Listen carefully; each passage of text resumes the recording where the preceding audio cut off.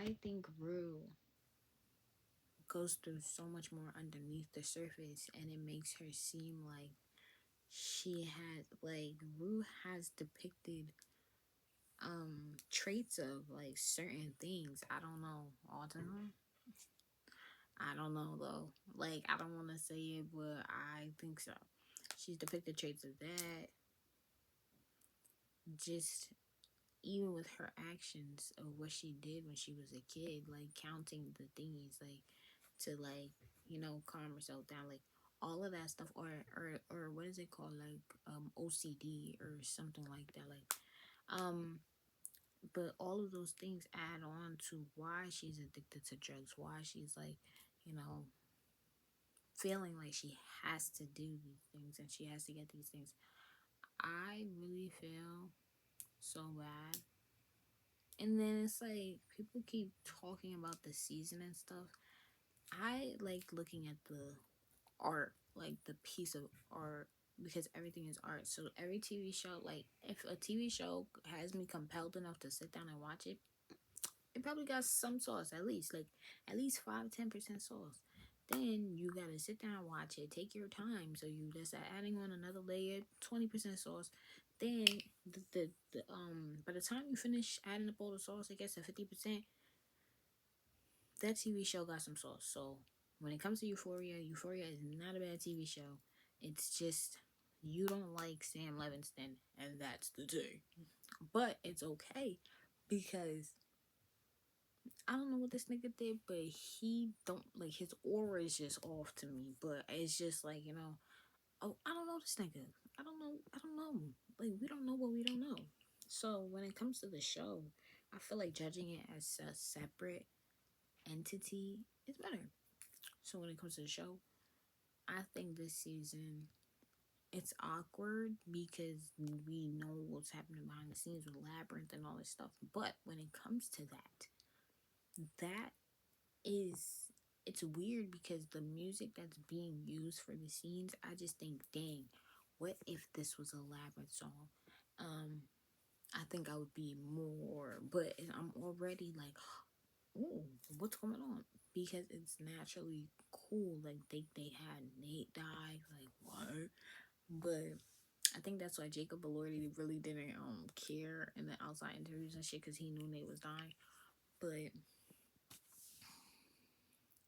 and it's crazy how Cassie and Maddie got closer before all this happened again. And then it's like Cassie basically dragged, I'm not gonna say dragged, Maddie decided to go there by herself. Cassie took Maddie and was like, I traumatized you when you were in high school. Let me do it 10 times worse. And you thought you were gonna have the last laugh, even though you took a picture of me with my contract. She was smart for doing that, but she gave it the last laugh. She saw her high school boyfriend that her friend stole dead right in front of her face. Amazing. And what trauma? Like, like Cassie that just takes the fucking cake every fucking time. But it's okay. Yeah, Rue, man. Rue, I feel so bad for her. I feel so bad for her because I just don't understand why. It's like everybody gets it, but they don't get it. And I think people don't get it because they don't go through this stuff themselves. And I don't know if I had the fucking BPD. I don't think so because I haven't had a crazy episode. I just think I was emotionally unregulated. But, things overlap. I could have had some traits. Whatever. I could have had it. Whatever. I just don't believe I had it because I'm cool now. Like, I just emotionally regulate, learn how to emotionally regulate myself. So I believe sometimes as well you have to be careful because when it comes to just diagnosing and certain traits and things that you get when you're with certain people or you're around certain environments, that doesn't necessarily mean you have this thing. Now again, I'm not denying if I do have it. I just don't think that it means you do. It really doesn't. it just means that you exhibit these traits. I yeah. Anyways, just watch out for Rue, y'all. Like, and then she was supposed to get her head torn off by this nigga. He didn't do it. I don't know. This nigga is softy. Like, he was been supposed to kill Lori. I don't know why he keeps giving Lori a chance, but I get it because you have to kind of uphold that. Like, when you're in that type of business, you have to uphold that trust of not killing each other, or else it's gonna go crazy, and you're gonna have a hat. You're gonna end up having a hit out on your own head because you killed them. But then again, he didn't care and he killed the Siberian. So it's like, I don't know what's like. I don't know what the thought process is behind there. Euphoria as a whole right now, the season is pretty okay. I just don't. It's like missing a je ne sais quoi, and I really think it's because the actors got too big for the show. But it's like, even when actors get too big for a show, the show's supposed to evolve with them, and I feel like Sam Levinson is probably a part of that because that's probably why everybody hates him. But I just think when you have, and this is the difference between a good manager, a good director, the good lead, and the bad one. When you have a star player, you have a star. You know that niggas come back to this shit because of that person. I don't give a fuck what ego you have. You could be like, that nigga trash, I'm still gonna use him. At the end of the day, this person is bringing you money. That's all you gotta know. Your ego needs to stop. When it comes to these people paying these actors that know their worth, mind you, they could be asking for more because at the end of the day, the movie is making this because of my face. What are you talking about? So it's like, when they just ask for a little bit of stuff and then your ego tells you not to do it or try to diminish them with what they know they are, especially when they came in humble and then they realize what they were worth and they're trying to renegotiate, or like whatever the case may be. You can get everything. I'm not kissing your ass, but you can get everything you want. Anything you need to feel comfortable here and give me your best work. That's it.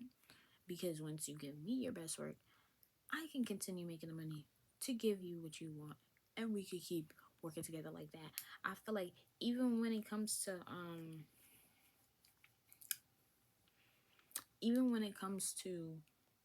going to like people like the contracts and shit, when artists sign with a label or whoever signs with whoever, you see, yeah, like, it's like weird, like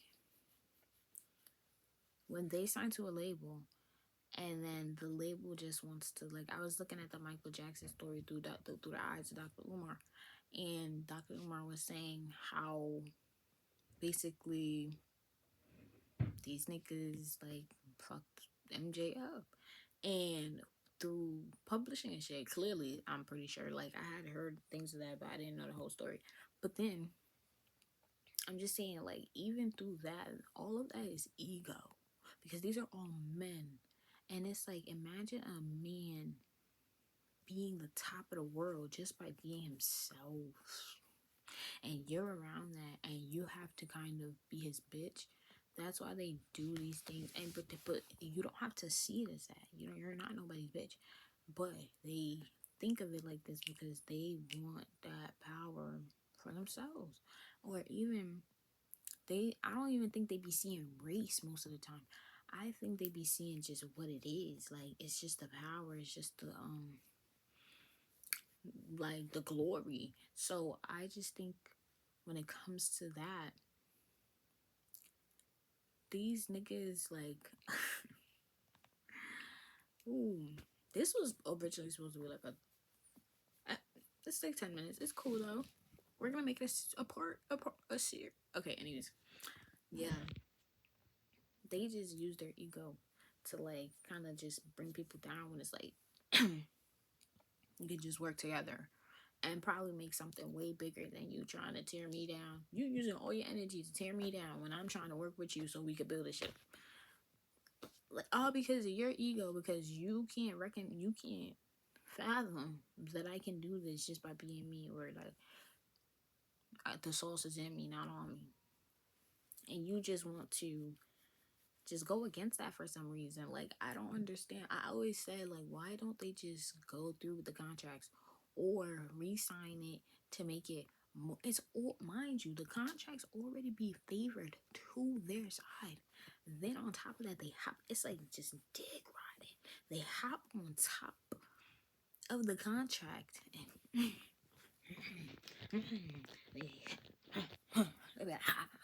they mash that shit down, and the contract becomes this thing on your back. And then it's like, yo, I can't imagine being an artist. And I've worked with a few, and I've worked with a company that works with them, and the celebrity ones. And I can't imagine being. I don't want to be nowhere near it. And I was considering, like, yeah, I could do this. This hell no. Like, I'm not doing it. I can't. But yeah. Yeah. Watch out for her, man.